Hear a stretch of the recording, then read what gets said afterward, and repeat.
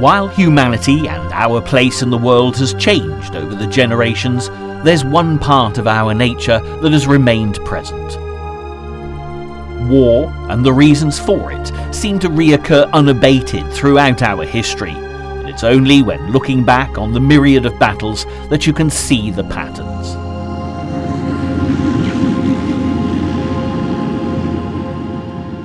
These parallels can likewise be drawn when looking into the events of World War II and the build-up of distrust between not only the Axis and Allied sides of the conflict, but also between the countries found on either side of the metaphorical line in the sand.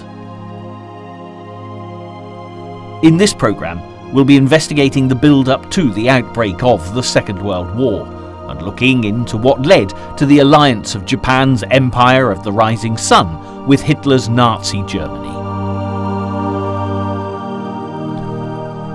With the backdrop of growing tension between the world's many superpowers, we'll break down not only the immediate precursors to the war, but also the deep-seated distrust and historical prejudices that brought it about.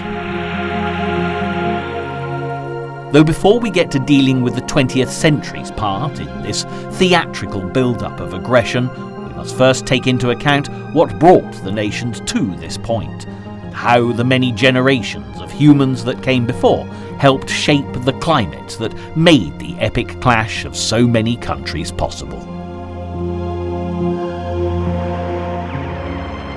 It's easy to look back at the past, study the history of war, and uncover dramatic reports of heroic exploits, daring deeds, evil megalomaniacs and vicious dictators, and all too soon you'll find yourself completely detached from such events.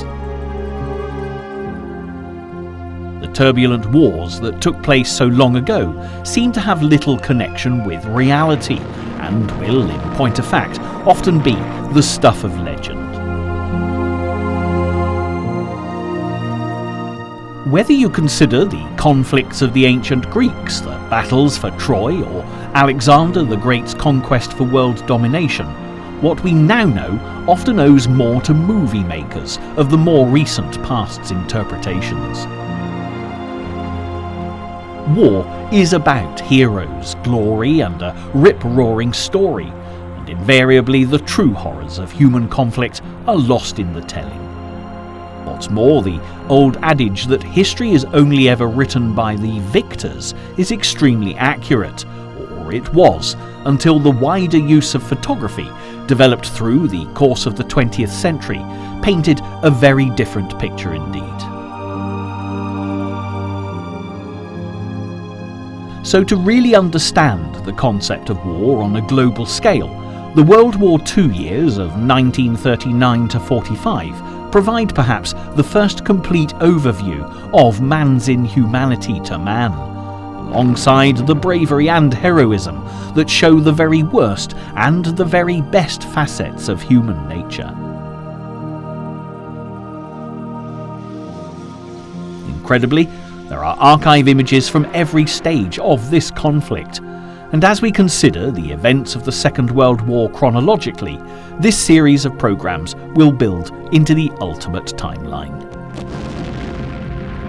This is our past that we can truly connect with, revealing a history littered with living, breathing survivors who can still tell stories of the comradeship, hardship, suffering, and sadly on occasion, the futility of battle.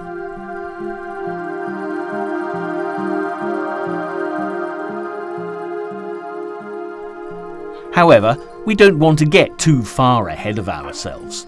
To truly understand the events of the Second World War and its build-up, we need to look into some of the major events that led to its breakout. Perhaps the most influential, beyond all others, was the outcome and aftermath of the First World War. This conflict was a key point in not only Hitler's rise to power, but the rearmament of Germany and the beginning of tensions in the East. The First World War, spanning the years of 1914 to 1918, is often referred to as the Great War, although there was little that was great about it. It was also called the War to End All Wars, which is rather a tragic misnomer with the benefit of hindsight. The figures for the casualties are staggering, with approximately 40 million people suffering injury on a very personal level, and at least half of these casualties proved to be fatal.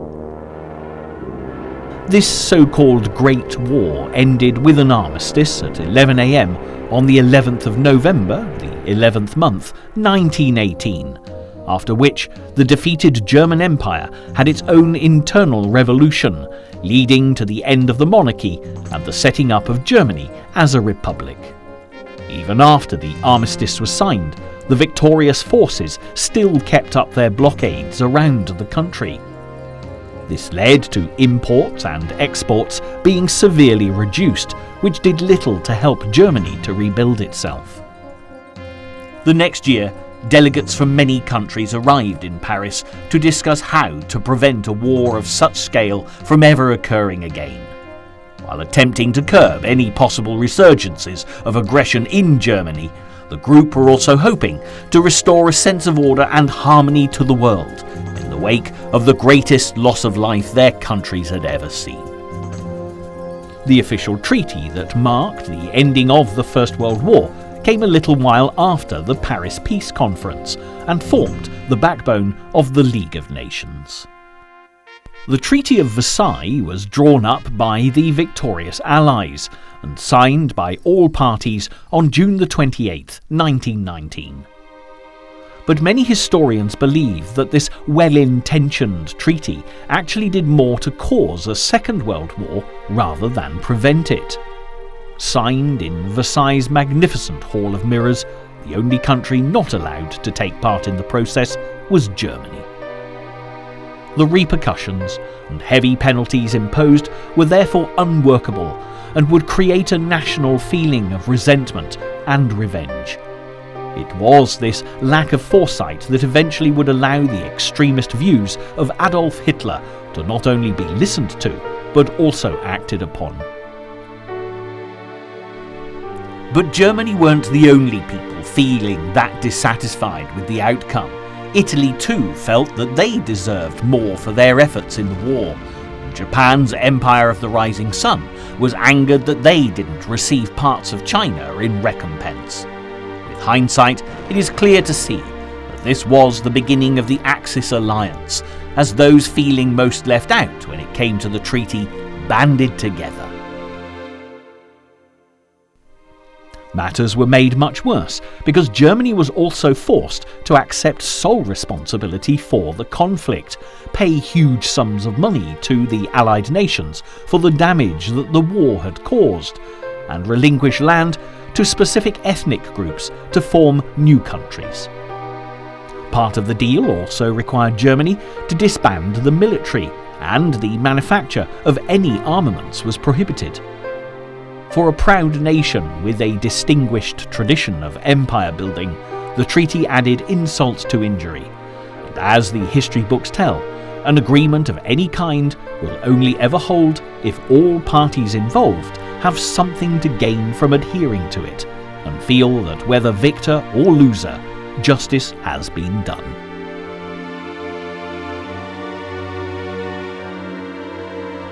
At the end of the First World War, most nations who'd been involved and their citizens developed a pacifist mentality, never wanting to experience the horrors of war again. However, there were those, sadly, who had been inspired by the experience, and two of the most famous of these men were Adolf Hitler and Benito Mussolini. With equally distorted views and a distinct fondness for fascism, they posed a danger to the much longed-for idea of world peace, and neither of them would waste any time rising to power. In 1919, it was generally assumed that all European states would in future be democratic in structure, and therefore sufficiently like-minded and peace-loving to make the machinery of the League of Nations work effectively. But this was to prove far more of a dream than a reality. Alongside the soon-to-be fascist dictatorships brewing in Germany and Italy, there was another nation beyond the horizon that had similar conquest-centric ambitions. Japan was a proud militaristic nation, and their leaders had had their eyes on resource-rich China for a long time, though there were certain other nations to take into consideration when musing on the concept of invasion. The Japanese had a history of disputes with America and Russia, and having spent many centuries of its existence with its ports closed to the outside world, it was a nation of great mystery. When the American naval commodore, Admiral Matthew Perry, finally forced the Japanese to open up trading links with the West, as the 19th century drew to a close, the Empire of the Rising Sun, without doubt, felt they were being taken advantage of. What's more, with America buying the vast expanses of Alaska from the Russians and winning the Philippine Islands and Guam from the Spanish, Japan was all too aware of the growing dominance of the USA. Hawaii was also annexed, with the Americans creating a naval base there from which they could easily reach their newly acquired territory in the Pacific. As the long-range combat abilities of the 20th century were realised in the latter parts of the First World War, Japan felt increasingly vulnerable to the fast growth of the other great world powers, pushing for the rapid development of their own high-tech navy and air force that would soon match anything found in the factories of the most technologically advanced nations. However, their plans hit a substantial roadblock at the end of the First World War, with the signing of several military reduction treaties.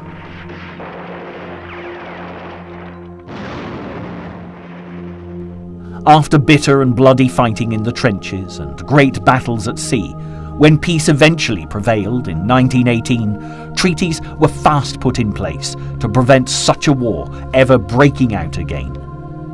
But just as the Treaty of Versailles and its draconian measures against the defeated German nation fired Adolf Hitler and other like-minded patriots into action, another treaty caused discontent for the Japanese.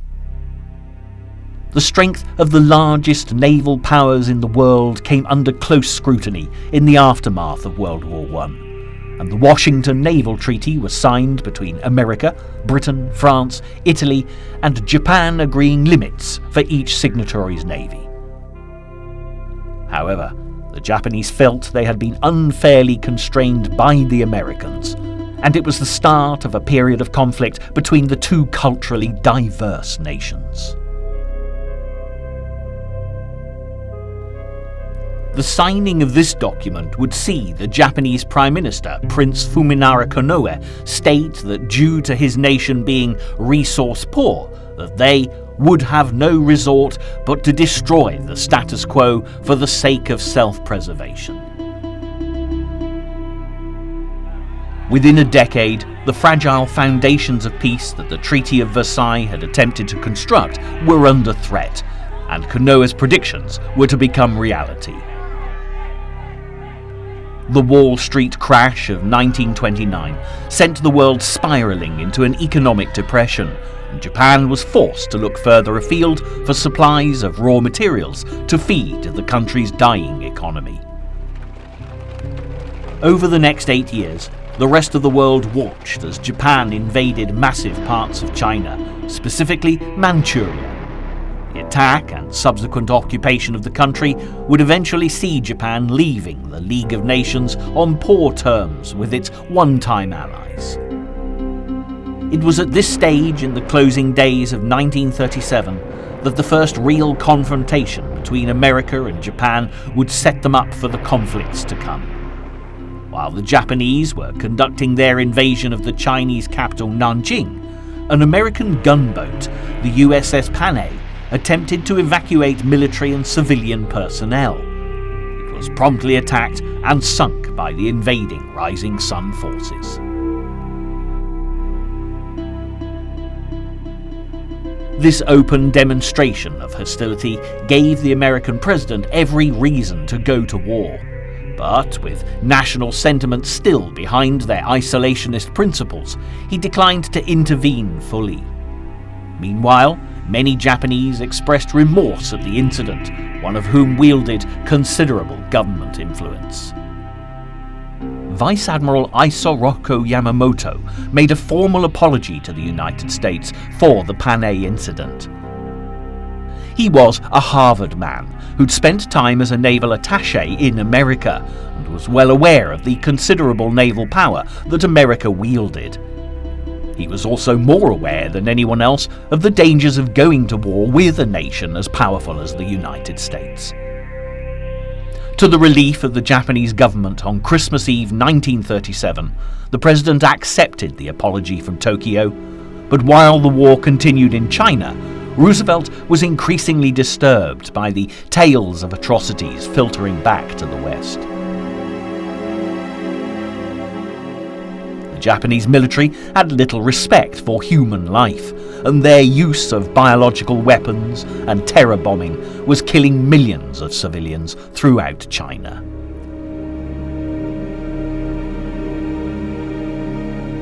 After the Japanese firebombed Chongqing in May 1939, killing 5,000 people in 2 days, America made decisive moves towards preventing further Japanese brutality.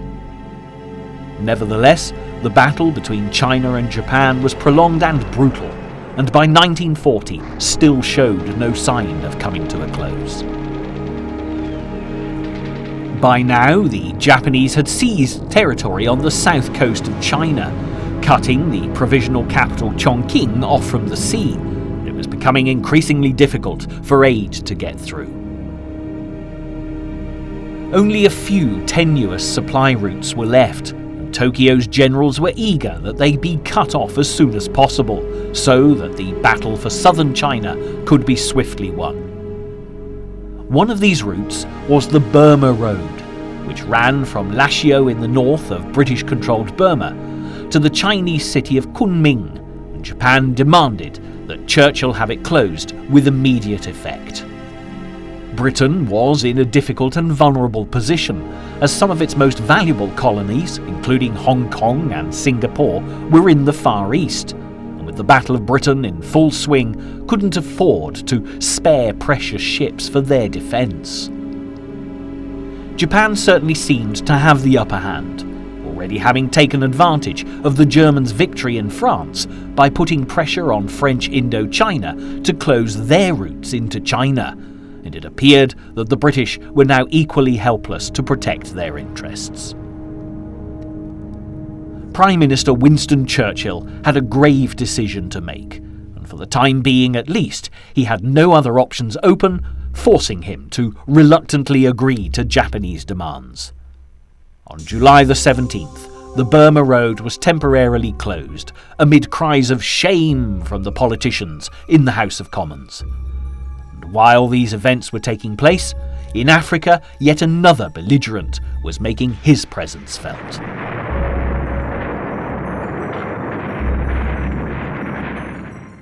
Elsewhere in the world, the threat of fascism and tyranny was spreading at an alarming rate.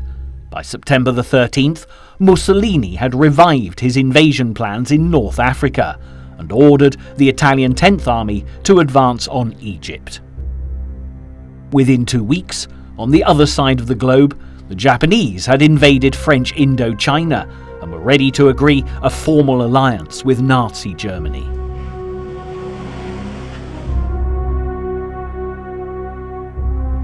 Admiral Sir Dudley Pound, then commander of the Royal Navy's Mediterranean Fleet, was particularly concerned about the Italian naval presence in the Mediterranean and planned an attack which would eventually become known as Operation Judgment. Although the offensive had been postponed when Neville Chamberlain, then Prime Minister, appeared to have averted war with Germany, by 1940, preparations for the Taranto attack were once more underway, and by the autumn of 1940, when General Graziani brought his troops to a halt at Sidi Barrani and British ships were freed up for action, the Allies seized the opportunity to strike. As Hitler moved inexorably towards a showdown with his nemesis, the Soviet Union, and 1940 drew to a close, On the 29th of December, President Roosevelt delivered one of his famous fireside chats to the American public. The speech marked a definite decline in the isolationist policy of the United States, and it seemed that American intervention was approaching ever closer. While more nations had been drawn to the side of the Axis, Roosevelt warned the Americans of the risks that the Tripartite Pact posed, describing it as an unholy alliance of power to dominate and to enslave the human race. Japan at this time was in the midst of a long and brutal war with China, and had already used the weakened position of the Western empires to their advantage. In 1940, Tokyo officials pressured French Indochina to close some of the few routes left which were being used to transport valuable aid into China. Adolf Hitler realized that America's days for neutrality were coming to an end, although the United States had not yet made a declaration of war. Nevertheless, Hitler now had powerful allies, and his treaty with the Japanese would prove to be of great use. Spies from the country were already surveying the American naval base at Pearl Harbor, and by the end of 1941, as relations deteriorated between Washington and Tokyo, the Japanese would launch a devastating attack, not only Pearl Harbor, but American bases around the Pacific, crippling their fleet for a time.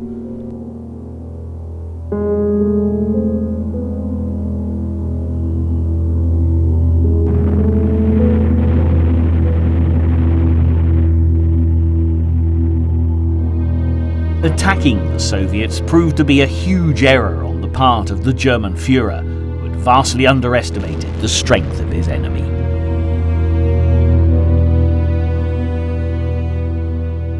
What's more, any hopes he had of his Japanese allies attacking Russia from the east, as the Nazis advanced from the west, was soon dashed, as the Empire of the Rising Sun became rather more preoccupied with their ongoing war with China, and awakening a sleeping giant of their own, namely the United States of America.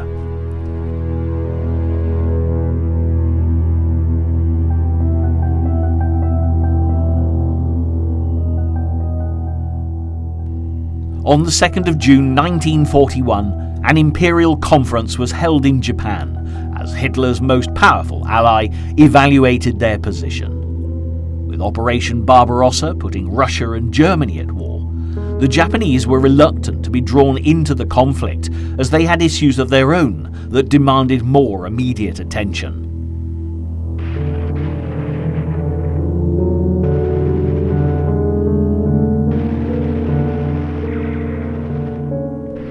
Since they'd been at war since 1937, Japan was substantially committed in Southeast Asia, which could have proved a useful springboard for attacking further north into Russian territory. As time went on, though, it became clear that the ambitions of the Japanese leaders lay with their long-term enemies, the Americans.